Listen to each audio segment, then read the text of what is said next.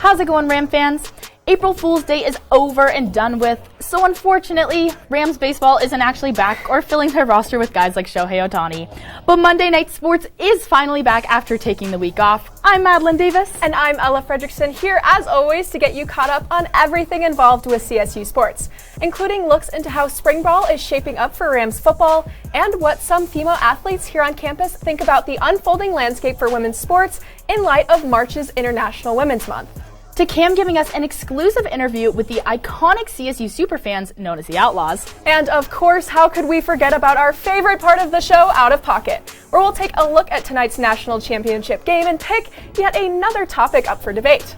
All of that and much, much more is up next on CTV Sports, which gets into swing right now.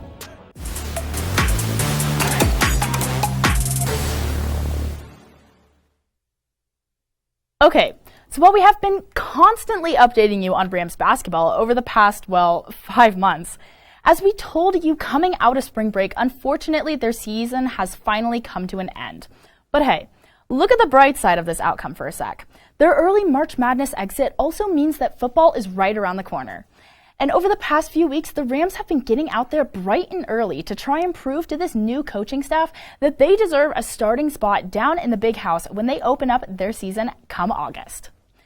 And as someone who's been to a few of these practices now, it's starting to become pretty clear that both the players and the brand new coaches are really excited to be there.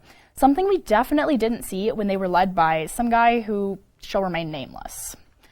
A lot of this has to do with traditions that Coach Norvell and crew have brought in and really emphasized to this roster, including having players touch a sign that says, "We play the Ram way," when they enter the field and asking some fun questions for the team to answer when they finish off a practice session off the right way. Needless to say, this new environment is very player-focused and allows them to have more input than they have had in previous years and under previous coaching staffs. I mean, just take it from senior linebacker Cameron Carter, who is now onto his third regimen here at CSU in 4 years, and had to say this about what his favorite culture changes have been so far. I feel like we're way more player-led. I feel like the coach is not really into it like that. I feel like it's the players really getting onto the players. I feel like that's the biggest change. I feel like past few years we had coaches we didn't have players to lead.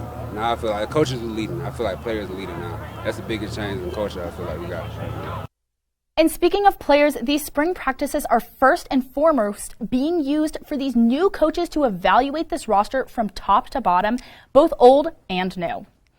With the focus being put properly on installing this new air raid scheme that Coach Norvell brings in from Reno. Here are leaders of the pack so far when it comes to wide receiver and quarterback.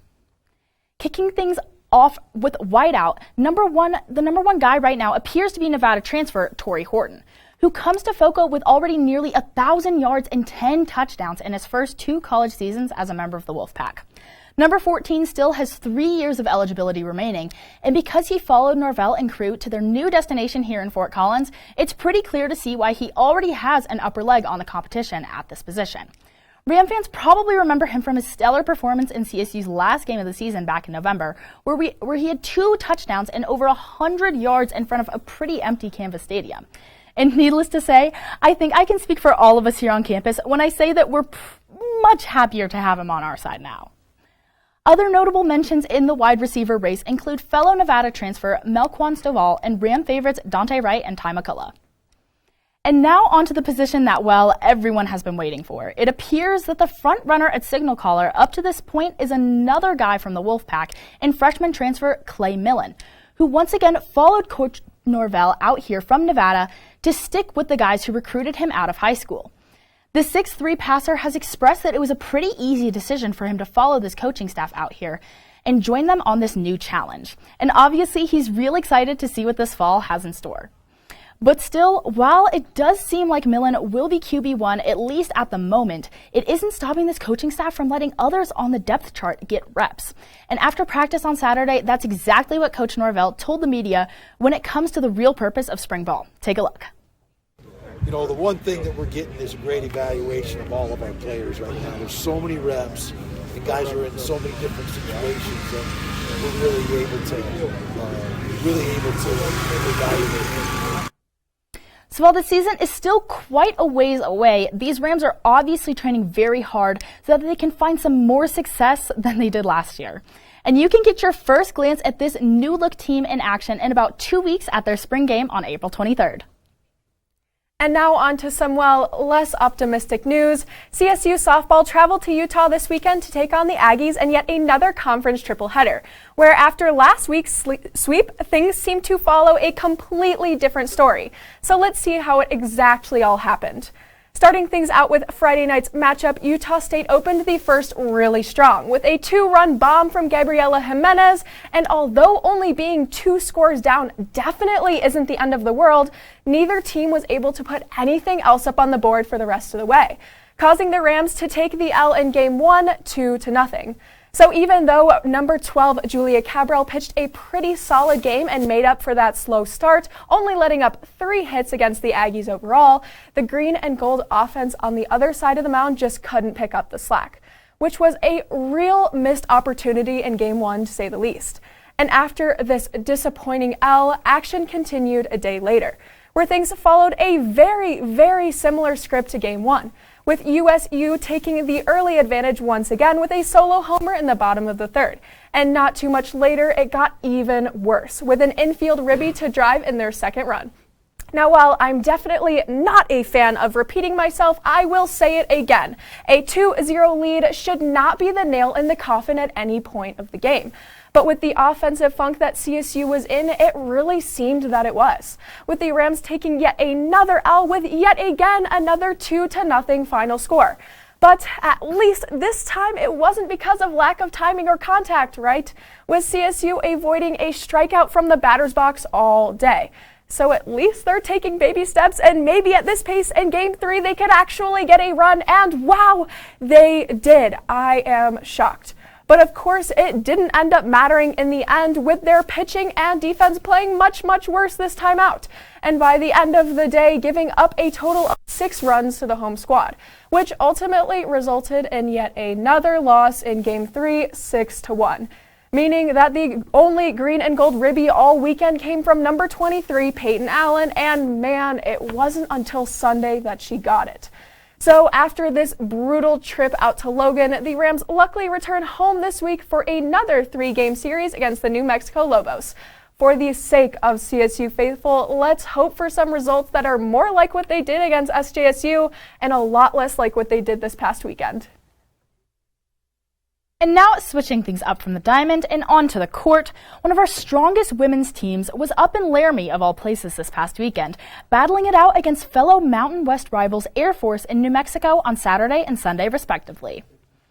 So like I just mentioned, first up on the weekend slate were the Falcons, who the Rams started out really strong against, taking the elusive doubles point after winning at 2 and 3 dubs, which obviously gave the green and gold the much needed upper hand heading into singles.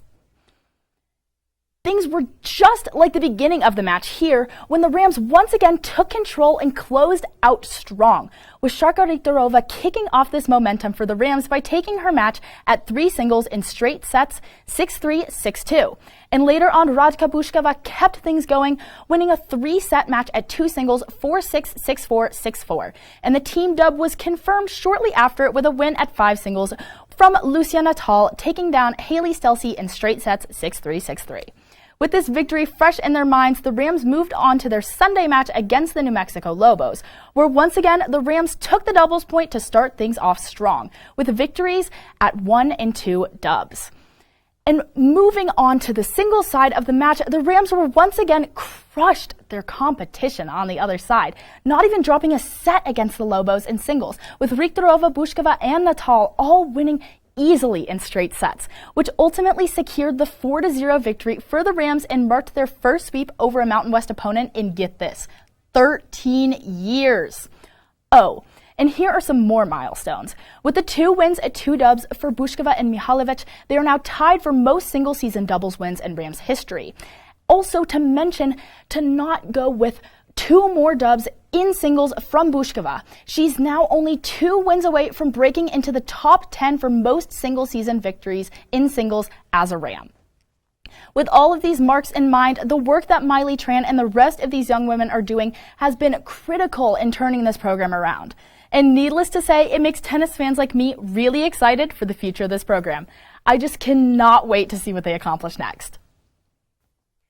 And moving past some scores and updates in the world of CSU sports and on to some other news, in case some of you don't know, March 31st marked the end of International Women's Month for 2022.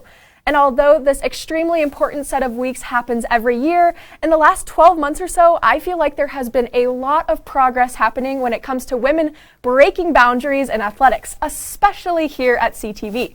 So with that in mind, I had the amazing opportunity last week to talk to a few different women who compete in the various sports and competitive activities here on campus.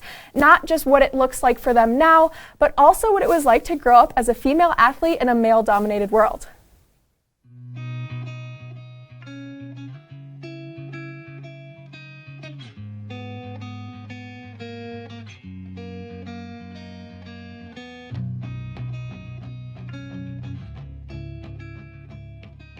I play women's rugby and I just started in the fall, but I played sports like my whole life.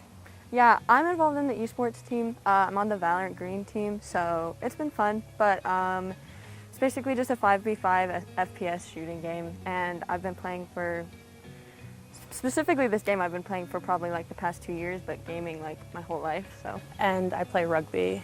How long have you been playing for? Since last fall, or this past fall, but I've been playing sports for a while.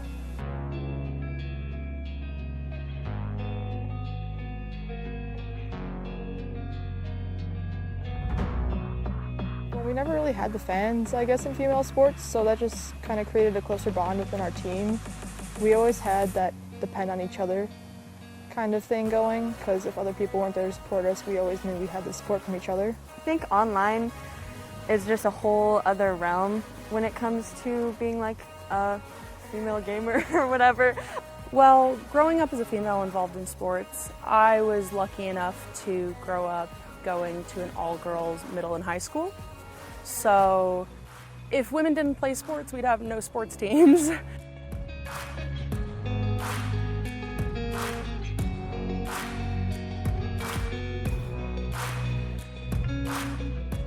lot of discredit to what we did.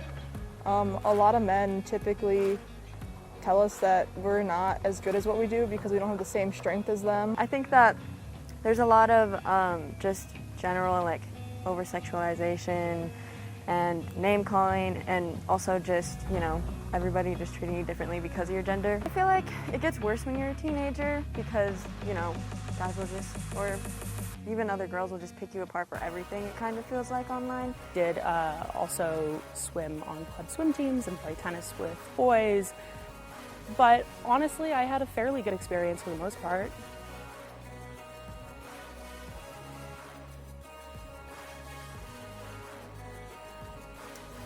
When someone told me to play like a girl when I was a kid, it was kind of like a kick to the stomach almost. It was like oh, like you're never gonna be as good as we are, because I played a lot of like co-ed pickup sports with some of my friends around the neighborhood. That term was used kind of frequently. Honestly, it was kind of just like, I almost took it as a compliment, like, yeah, I am, because like, yeah, that's a good thing, that's cool. But I think online is used just a lot, and like, oh, you're playing bad because of your gender, and like, oh, you're doing this because you're a woman and whatever. So I think growing up it got a lot more of a negative connotation with it, just because it started to be used as an insult rather than, oh yeah, that's my gender and that is what I'm doing, I'm playing. We were girls, that's how we played.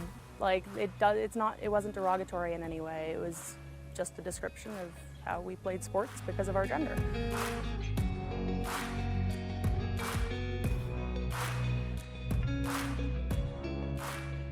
Just means that we should be celebrating all types of women from around the world. I think it should just be an everyday thing, you know. I think that it's good that these more marginalized groups are getting, you know, the attention and the support that they need, but I do think that it needs to just honestly be just an everyday thing.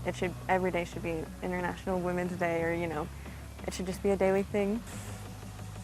I don't know, I understand the appreciation and wanting to use that month to appreciate women in sports and science, education and whatnot. I think we should just do it every day though. I think it shouldn't necessarily just be 1 month in which we put emphasis on it. But I think job's not finished, so.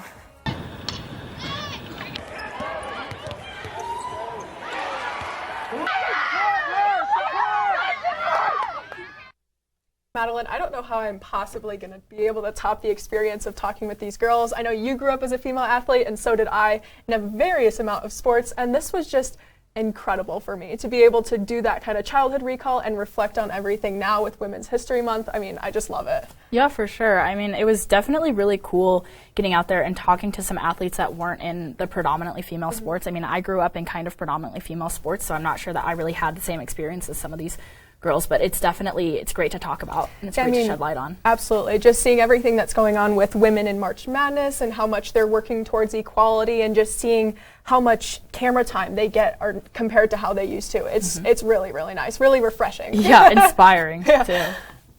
And with that, Rams, it's time for a very quick break.